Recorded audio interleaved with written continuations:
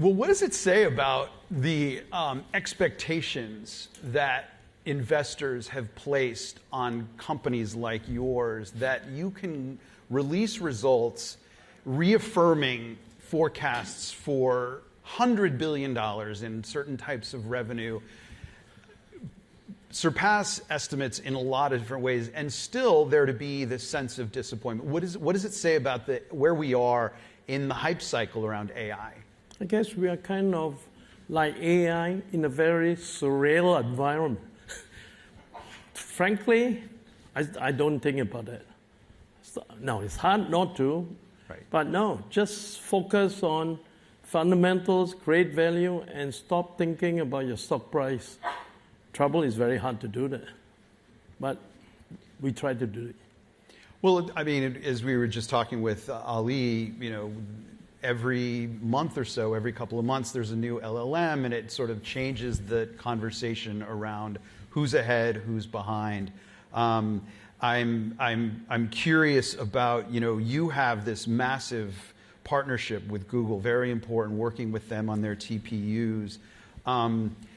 I'd love to drill down a little bit with you on that, and in particular, how concerned you might be about Google sort of taking more of the chip development and design process in-house. The term customer-owned tooling, is that something that keeps you up at night? And are there any provisions that you've built into your partnership with them that sort of might preclude that? Well, that's something we should expect in technology. And we've been in semiconductors for over 20 years. Yeah. In fact, that's how long I've been doing this with Broadcom. That's what we do every year, all the time. We have multiple product divisions, each of which we are the best in what we do. And we just keep investing. And essentially, you try to out-engineer any competition. Customer-owned tooling that Google is trying to create, which is trying to design it themselves, with the help of perhaps some smaller partners, like Marvell, maybe? MediaTek, like that. I call them kind of like ankle biters. But they're working for Google to try to achieve customer-owned tooling. So we just compete against my own customer in a different part of it. Right. And the whole idea is to be able to create differentiated product and technology that beats what they have. And all this is very nice. It's been helped by the fact that the competitor, the real competitor facing all this, is the GPU out of NVIDIA. And as long as NVIDIA keeps coming up generation after generation that is superb technology, Google has to create very equivalent technology to match that. And that's why we come up. Right. The TPU process, it's quite involved. And I'm wondering if there's anything that Google and that anything you can do to help Google democratize that process a little bit. How do you mean, democratize? Just in the sense of, making TPUs more accessible to mainstream developers and not just the elite AI labs. Well, I think Google is trying to do that by making available that TPU environment through cloud, Google Cloud, GCP. But a big part of that is the software, the operating system, the software, the compilers that go with it. And that's very much in Google's purview. Of course, we'd like to help, but I think they got that pretty much under control in terms of trying to push that program. Yeah. I want to talk a little bit about Anthropic and the ways that these foundation model builders are obviously in great need of capital in order to finance their needs for chips and the compute that are needed to build and develop.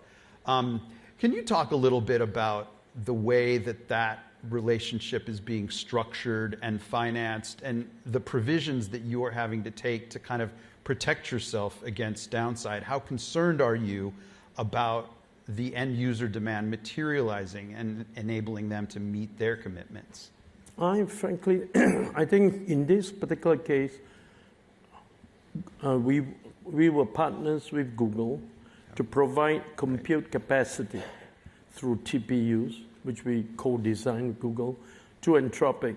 And frankly, there's no shortcut about it when we first started almost a year ago now, which is basically it's a leap of faith that Anthropic and generative AI and Anthropic, through its business model of addressing enterprises with code assistance, coding tools, would make a difference. We went in on that leap of faith, and I guess to date, that was a great bet. They do seem to be in the very ascendant at the moment, given their, the fact that they have leapfrogged ahead of OpenAI on their valuation, filing confidentially for an IPO. So have you not had to worry about, have you not had conversations with investors who might be worried about you getting left holding the bag if things don't materialize the way Anthropic anticipates them? Well, as I said, we were making a bet on Anthropic. We've been, us and Google too, jointly doing that. And I guess we're not just making a bet on Anthropic and its business model. We're also making a bet that generative AI would be something that would take off in a fairly substantial way, particularly among enterprises, the way Anthropic goes. And sure did. And there's pretty good reason for it. Though when I started a year ago, I know probably a fraction of what I know today. And what I know today, it would be a fraction of what I'll know in 6 months' time. These things are changing very fast. But the tools we see coming out of a company like Anthropic, and the same applies to OpenAI and Gemini out of Google, they are just phenomenal in a sense what they can achieve to help productivity. In Broadcom, we use it. We use those tools for engineering design, code assistance, and that's pretty remarkable what can be achieved in terms of enhancing productivity, more than enhancing productivity, I think even making products, designs that are probably better than you do it with our engineers. And these are very good engineers that we have. Talk a little bit more about how you're advising your staff to use these different tools, and have you found yourself having to put limits on that? We hear about the era of token maxing, which I hate that term, but the idea of letting people just use without limits tokens. Have you had to put limits on that, and what does that look like? No, we don't. Frankly, on a bigger picture, we aren't at that stage yet. So maybe it's because we're behind other guys who got to that point and start to throttle on what they do. Yeah. Now, a big part of it is when you use a tool like Opus 4.7 and the engineers start using it, they go through a learning process, even how to use it. You can't get a tool to be very productive at the start. But as you keep using it and you use it long enough, you get very good at it. And then the tools become much more productive. And as it gets much more productive, just think about it. You can get one very senior engineer to produce an application design in 1 week, what it would otherwise take 10 engineers, which we pay at $300,000 a year, and take them 3 months to produce the same thing. The return on investment is still pretty compelling. So to say we're throttling probably is a question of a return on investment and what application you're using. But it is.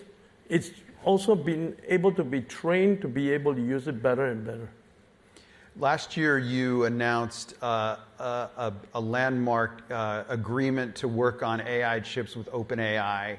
Could you give us an update on where things stand in kind of bringing that to fruition, in particular addressing what another publication wrote about maybe some snags there, and you're wanting Microsoft to agree to buy a certain percentage of the chips? Just how are things going with finalizing that agreement? Oh no, this, by the way, creating chips with partners. Best example, you said earlier, my great relationship with Google. While they try to do custom-owned tooling, it's very, very friendly in a way, and we all have the same goals, competition. We have a great and deep partnership with these guys, as we do with any other, most of our customers, I call it. But it's a journey for them. So the first generation of chip would tend to be replaced by a second generation, which gets better and better and better. So for them, it's a journey towards creating custom AI accelerator silicon to basically optimize on the workload to replace what is the de facto now, which tends to be NVIDIA. We do that, but we only have a few customers, to be exact, 6. Yes. Each of them on a journey, at different stage of the journey, towards creating their own silicon, which they will use. And obviously, Google is way ahead in being much earlier. OpenAI is one of them we've engaged with, and we've engaged now with 3 in over 2 years. It's pretty remarkable how much they've achieved because we have the AI accelerator silicon working very well in their labs, in their data centers, and we're on track to go into production late this year. And that's it. Off we go to the races. So there's nothing holding back that partnership at this stage, whether it's needing Microsoft to make any kinds of agreements or anything like that? No, not at all. Great. I want to talk about M&A because historically, Broadcom has used M&A in a relatively substantial way. Does the AI revolution sort of temper the need for you to supplement growth using mergers and acquisitions? Are you kind of entering a post-M&A phase, or is that the wrong way to think about it? No, you hit it right on, Tom. And it's an interesting question. It's a very valid question because it crosses my mind and that of my board on an ongoing basis, not regularly, as do we do M&A. So I'll be very flip and give you a straight answer.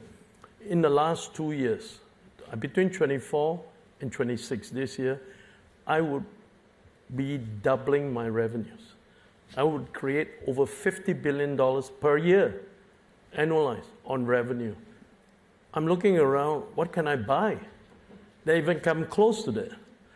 And that's the tricky part. I mean, it's a distraction. All M&As are distraction to acquire, go to regulators, a further distraction to integrate. Another year. Meanwhile, organically, this phenomenon we call generative AI and our ability to shape them, picks and shovels, the compute capacity into this demand, which is almost insatiable, makes it very hard to choose M&A over focusing and succeeding in generative AI compute.